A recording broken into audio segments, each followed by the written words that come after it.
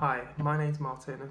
I was a Disneyland Paris cast member in October 2016, and I thought I'd let you know of what happened in my experience of being there, just so you guys are completely aware, and if anyone is looking to possibly work there, they may know what to expect and may think twice about working there. So I thought I'd let you know the whole story as and when it happened and how things unfolded when I was there. So I went online, went on a Disneyland Paris website. I saw that Disneyland Paris were recruiting cast members to enroll in their learning program. Now, when I filled out the form that is online, it says, what do you want to do? It had a list of different things. It was guest flow, catering, restaurantation, all those sort of things, and I selected basically nearly all of them, thinking I just want to work there. To be honest, I wasn't in the best frame of mind, and I just wanted a change. I've always wanted to work at Disney, and this was my way in, so I was really excited to just work there and get in. About a week later, I had a Skype interview with a guy called Maxence. He was lovely. My friend was actually round at the time, and she could hear the whole Skype interview. She was actually in the bedroom while I was doing my Skype interview, but off camera, and it was all fine. The questions were really easy. He spoke English, so that was fine. But then when it came to the French side, he asked me French questions, and there was 3 French questions, and I'm not gonna lie, I answered all of them completely incorrect, and I thought I had failed. About a week later, no, it wasn't even a week later, it was a couple of days later, I believe, I then got told that on the first week of October, I am expected to go to Paris as I have the job. And I was so excited, like, you have no idea, I was ecstatic. Like, anyone that knew me at the time, I was just buzzing, I loved it, and I was just so excited. Like, you have no idea, like, it was like my dream job, and I was working there, and it's all I ever used to talk about, / still do talk about, is the fact that I love Disney, and I even have a blog on Disney stuff, and I absolutely love it. So I was just like, yes, I got the job, yes, woohoo. So that was all great. So went there, and when I got there, I went with my mum and my mum's boyfriend. They drove me down. It wasn't really told what to bring. All I knew is I would have accommodation, and I'm to get there by midday. So you'll go all the way to what's called, I can't remember the name of the building, but anyway, you go there, and it's this big HR kind of building thing, and it's really amazing because you go in and there's the big partner statue, and you get all like excited. And then we got called in one big group, and we were all really excited, but my parents weren't allowed in, which I found weird, because I knew that we'll be signing a contract, and I wanted to go through it with my parents, because obviously I live in the UK, and I wanted them to read through it and make sure what I was signing was legitimate. Like, I was 25 at the time, but still, it's like the first time I had left home, and also left the country, so I was a bit, as you can imagine, concerned. Anyway, we got in this big room, and I sat right at the back just because I was the last one to get called in. They called you in like groups of 6 or something, and then you got let in, and as you did, you go in, turn right, the first thing you'd see is 3 people. So it's a bit like an assembly hall, so you get in, and then you get in, and you're coming in, and all these rows and rows of chairs are facing the door that you just walked in, and all the people that have already signed their contract are sitting on those chairs, and there was about 30 people sitting on those chairs already, staring at you, signing your contract, which I thought was a bit weird anyway. And then you literally go to one of these people, they talk to you, and then they literally just go, sign here, sign here, sign here. It is completely written in French, and then they say to you, you can sit down and read it afterwards. So I signed it, sat down, don't even know what it said. Then there's this lady who spoke at the front, just French. She just spoke French, so no idea what she was saying. And then there was a English translator who wasn't great at English, near the back of the room where all the English people were sitting, and she poorly broke down what she was saying. So we still kind of had no idea what was going on, and that went on for about 2 hours, and then we got told how to get to the accommodation, all that sort of stuff. But still, really confusing, no idea what was going on. And I left that room. I then made 2 friends in that room, thank God, because if I hadn't made these friends, I would have just left that day, and I would have felt crap. But no, I made 2 friends, and then I left the room, saw my mum and my mum's boyfriend, and explained what happened. They were best pleased, to say the least, but I was just like, you know what, it's going to be great. I'm in Disney. At the end of the day, it can't be that bad. Let's just go to the accommodation. So we went to the accommodation. I stayed in the residence halls. I can't remember what it's called. Pleiades. I stayed in Pleiades. And we got in there, and then once again, it was the same sort of thing. So we got called into a room, load of French paperwork, and we got told to sign here. Didn't really know what was going on. And then we got taken to our accommodation, and we got told that I had till about 6 o'clock before my parents had to go. Now, by this time, it was like 4 o'clock in the afternoon, so I literally had 2 hours to unpack everything and say goodbye and just hold on to dear life and think, I've got this all under control. So I did all that and say goodbye to my parents, all lovely, all fine, really excited. And then the next day, we all had to meet at this building, which I can't remember. It was part of the Santa Fe Hotel, well, it was on the same lodge, and it was basically I can't remember what it's called, but it was the day of welcome to Disney, and it was the best day ever. I'm not kidding. Like, they played this video, loads of videos. It was really interactive. You made friends with all the cast members you could be working with. You had a tour of the park, you had things to do. It was just great. It was everything that I thought I would expect for training at Disneyland Paris, so that was lovely. And as I say, I had 2 friends that I made, and it was all brilliant. So the next day we went to the Baloo building, which is a building backstage, which is like classrooms and HR are there and all that sort of stuff. And we sat in this room, and once again a lady spoke to us about all the perks of working there, all the benefits and all that sort of stuff, and how things work and what's expected of you, how to behave and all that, completely in French. Like, it was not even a joke. And luckily there was a French girl behind me whose name is Sarah, and she was amazing because she spoke English as well, and she was literally word for word translating everything that was happening all through the day.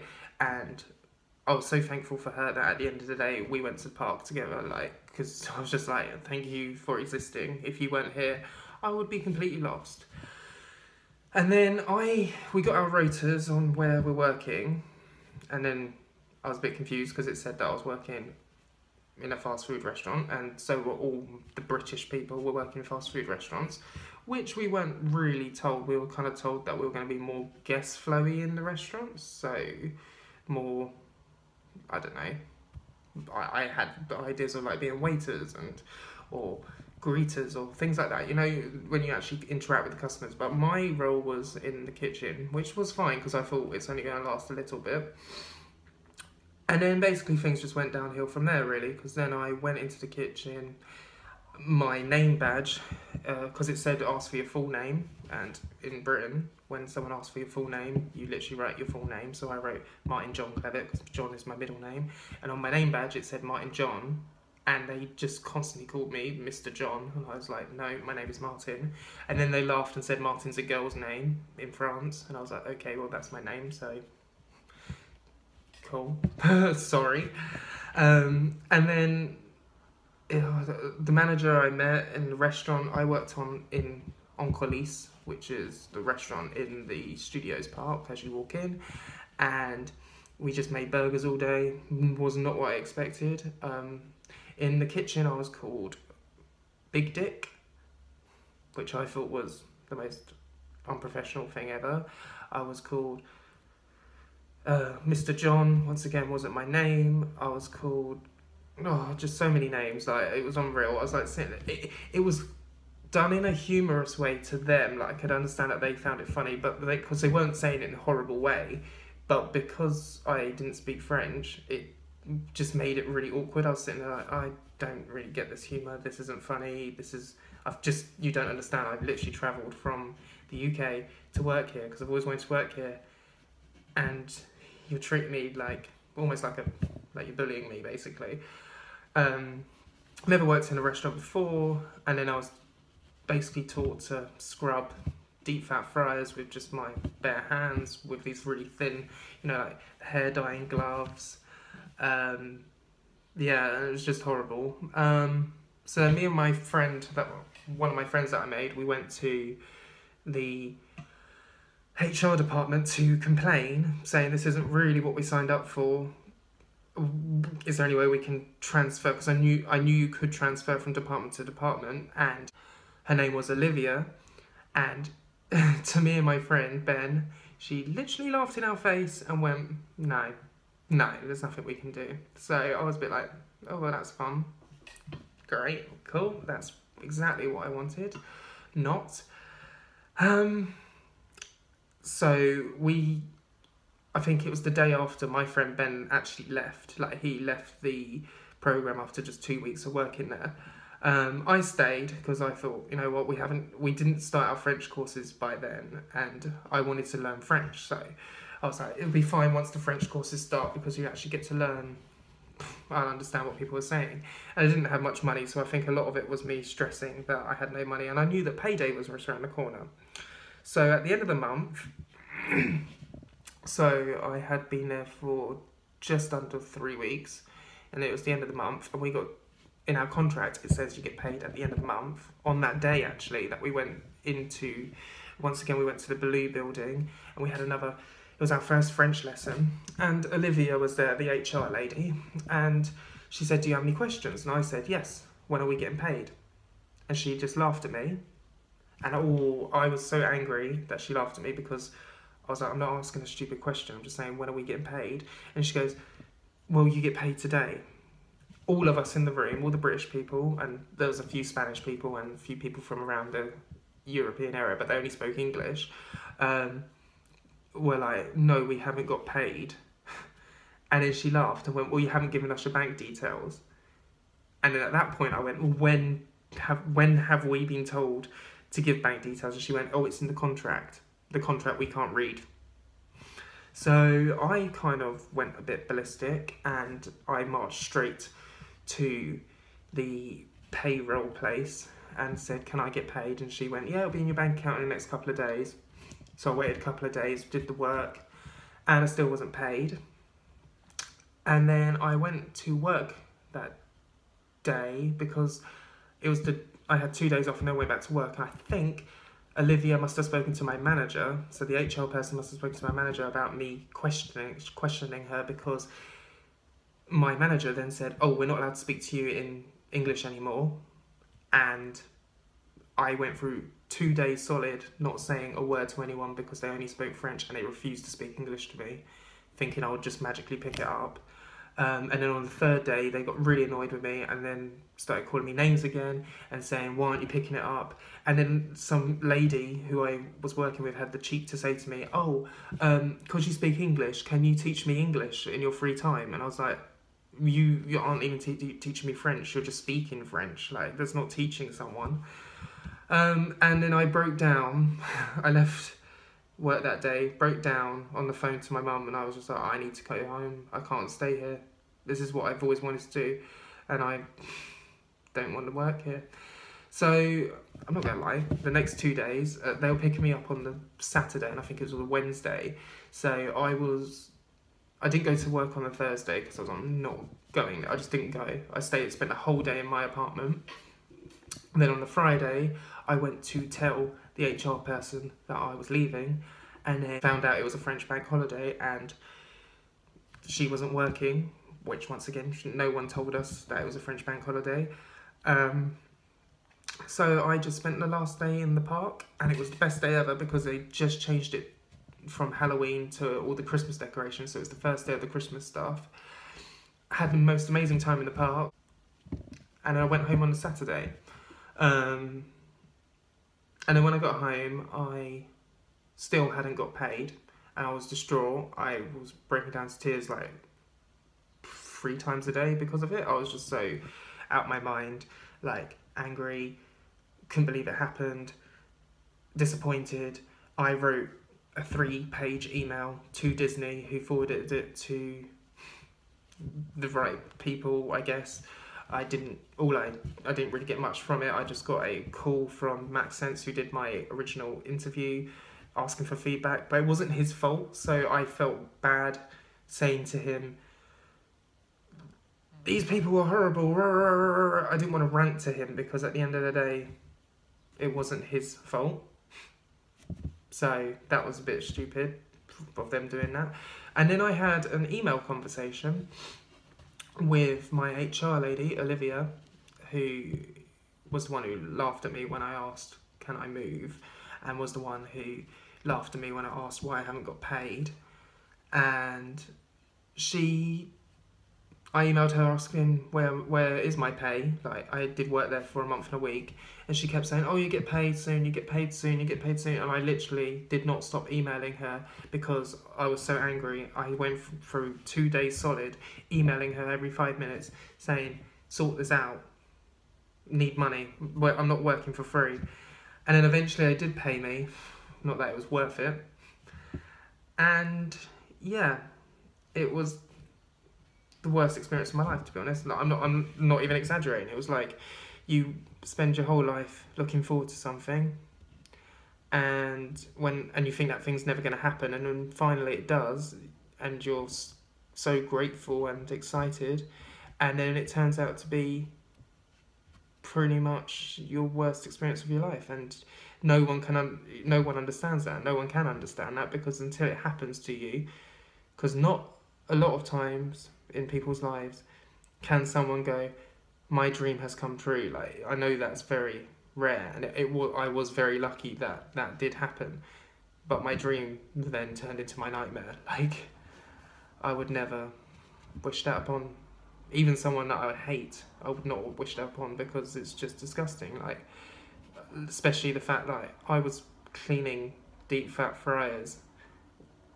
without real instruction in English, with just thin plastic gloves. Like, I could burn myself, I could cause some serious damage. What happens if I remember one time I was cleaning, and the oil in these deep fat fryers just poured out all over the floor. And luckily I jumped and I had like protective shoes on, but I was thinking, because you where the oil comes out, there's a tray underneath, and obviously you have to get in your hands and need to get the tray out. And I was thinking, if I pulled that tray out and that happened, that would have gone all over my face, and I would have probably been in hospital.